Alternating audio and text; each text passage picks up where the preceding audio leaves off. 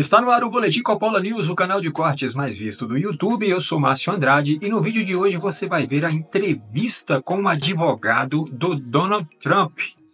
Esse advogado é o que está à frente de todo o processo que será movido contra o Alexandre de Moraes, pela empresa do Donald Trump. Nessa entrevista, o advogado fala detalhe por detalhe. Ele dá todos os detalhes referente ao que vai acontecer e todo o processo que eles vão mover contra o Alexandre de Moraes. Essa entrevista é muito esclarecedora, é uma entrevista sensacional. O cara fala detalhe por detalhe muito claro, porque ele fala em português, né? É um americano que fala muito bem o português. Então, já se inscreva no canal, deixa o seu comentário, deixa também o seu like e se liga aí. Martin, agora eu entendo o ponto, quer dizer, o que você está nos colocando é que não necessariamente a ordem cronológica dos fatos é a ordem de processamento do que vai acontecer. O que ele disse semana passada perante o Congresso americano segue valendo tanto quanto a postagem de ontem. Não é um recuo na sua avaliação. Minha pergunta é: chegamos então, na sua avaliação, a um ponto de não retorno, ou seja, isto vai culminar numa sanção por parte do governo Donald Trump contra autoridades brasileiras? E isso, como disse o embaixador Rubens Recupero, a jornalista Renata Souza aqui da CNN mais cedo, notícia que está no site da CNN, isso inevitavelmente vai levar a uma reação política do Brasil. É esse o ponto em que chegaremos de retaliação entre os dois países que têm 200 anos de história diplomática? Concordo, uma excelente pergunta. E eu quero ser claro que, obviamente, eu não sou um voceiro do governo dos Estados Unidos, tá? Então, eu vou dar minha opinião baseada na minha experiência e experiência dentro e fora do governo dos Estados Unidos, que eu já teve, e trabalhando com assuntos de sanções econômicas e estando bem familiarizado em como pensa e avalia essas questões da administração do presidente Trump. Na minha opinião, nenhuma decisão é final até que é publicada. O que quer dizer isso? Que sempre tem tempo para mudar o comportamento. Tempo para evitar uma escalada ou um pioramento da situação. Então, quando nos focamos no mundo diplomático, que eu entendo que tem uma grande movimentação do Itamaraty, da Embaixada do Brasil nos Estados Unidos, o qual é perfeitamente correto, né, fazendo o trabalho deles, na minha humilde opinião, o que seria muito mais produtivo que minimizar ou negar o inegável ou defender o indefendível seria o seguinte: pelo menos se eu for um diplomata brasileiro ou um alto ministro do Supremo ou um executivo em umas principais empresas do país, o que eu estaria pensando? Estaria pensando, por que isso está acontecendo? Por que chegamos a esse ponto? Como podemos evitar que isso piore? Quais são as razões raízes, né, na raiz que está levando ou que criou essa situação? Tem outros ministros do Supremo Tribunal Federal que encaminharam ordens judiciais sigilosas para empresas americanas dentro do território americano para censurar a cidadãos americanos e bloquear monetização de contas dentro do território dos Estados Unidos? Ou esse é o único ministro que fez isso? Essa ação, no Itamaraty tem obviamente, um diretório, né, jurídico que sabe avaliar essas coisas. Cumpre com os tratados Brasil e Estados Unidos ou estaria em violação de seus tratados? Essas ordens de censura que foram encaminhadas dentro do território americano foram com notificação ao governo dos Estados Unidos ou foram às escondidas do governo americano? Eu vou te dar um exemplo.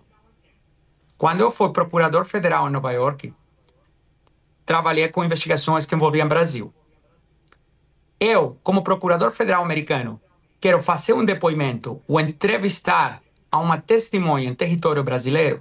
O procedimento marcado pelo MLAT, né, o Tratado de Assistência Mútua entre Brasil e Estados Unidos em questões criminais, é o seguinte: eu preciso notificar a Embaixada dos Estados Unidos em Brasília, que tem um adido do Departamento de Justiça e do FBI, o qual tem um enlace com a Polícia Federal Brasileira, notifica a Polícia Federal que entra em contato com a testemunha, fala: um procurador federal americano quer conversar com você, você está disposta a ser ouvida, não está disposta, precisa um mandado, precisa uma notificação, uma intimação, não precisa, tem que ver a delegacia, né?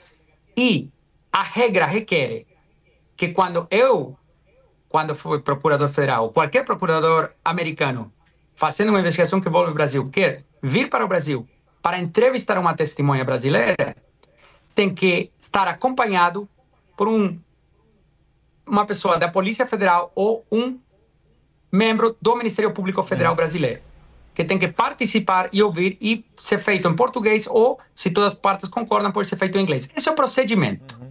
E tem centos de procuradores federais americanos, ao longo dos anos, que cumprem com essas regras. Os juízes têm um monte de outras regras que cumprem e seguem as regras. E no Brasil, é uma anomalia.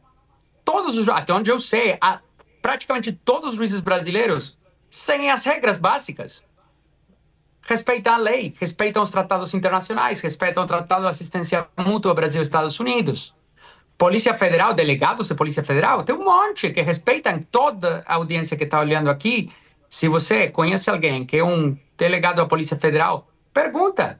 Eles são todos que recebem treinamento, sabem como fazer direitinho. 99,9999% dos membros da Justiça e das Forças de Segurança Pública sabem fazer seu trabalho. Então, quando tem uma exceção, só um minutinho, quando tem uma exceção única, sem precedentes, é muito mais produtivo avaliar por que temos chegado a esse ponto e por que isso está acontecendo, que negar o inegável. Uma coisa é certa: se a casa do Alexandre de Moraes ainda não caiu, ela está prestes a cair. Porque isso que está vindo à tona aí, meu amigo, vai feder pro lado do Alexandre de Moraes, o bicho vai pegar para ele, porque as leis dos Estados Unidos não são leis brasileiras. A coisa lá não fica impune, lá se cumpre as leis, não é aqui no Brasil que tudo é bagunçado, não. Que as leis são aplicadas ao bel prazer do que o juiz achar que é o que está valendo. Então, a coisa está ficando muito complicada por senhor ministro Alexandre de Moraes. Se ele não vigiar, muito provavelmente não vai poder mais entrar nos Estados Unidos. Vai ter uma série de restrição contra ele. Já há especulações aí de que ministros, inclusive Alexandre de Moraes, estão vendendo os seus imóveis que tem nos Estados Unidos. Não sei a veracidade disso, mas já está havendo boatos nesse sentido. E esses ministros, inclusive o Alexandre de Moraes, ele gosta, né, de viajar para os Estados Unidos, né, ir para a Disney e tal, esse negócio todo.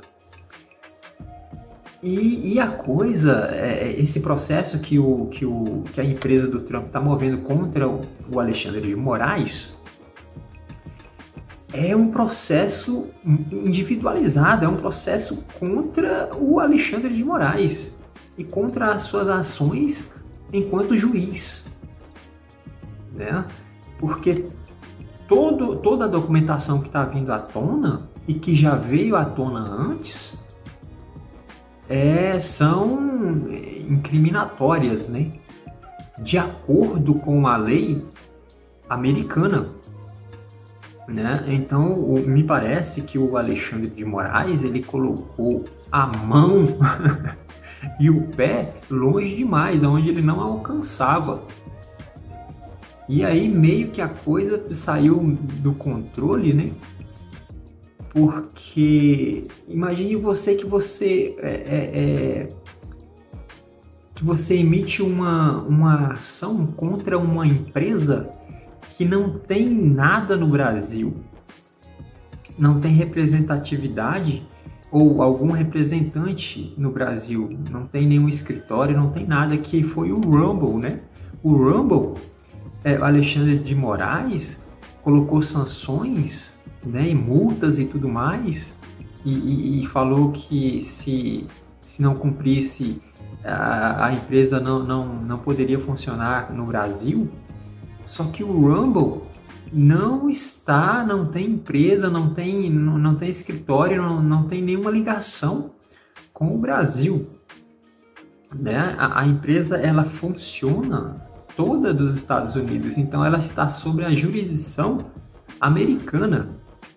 E o juiz, e o Alexandre de Moraes, um juiz brasileiro, aplicando multas para uma empresa americana, com jurisdição americana? Como assim, gente? Alguém me explica isso aí?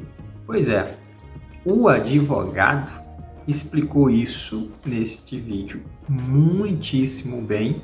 Ele deu detalhes de como foi tudo, de como que se deu todo esse processo e tudo mais, né?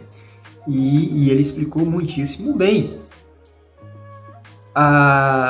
Então, você há de convir que nos Estados Unidos, os advogados é uma categoria que ganha muitíssimo bem e que são valorizadíssimos nos Estados Unidos. É uma das categorias que mais ganha nos Estados Unidos, que é mais bem remunerada nos Estados Unidos e que é mais valorizada nos Estados Unidos, porque o império da lei lá nos Estados Unidos, na América, funciona e funciona muito. Então, esses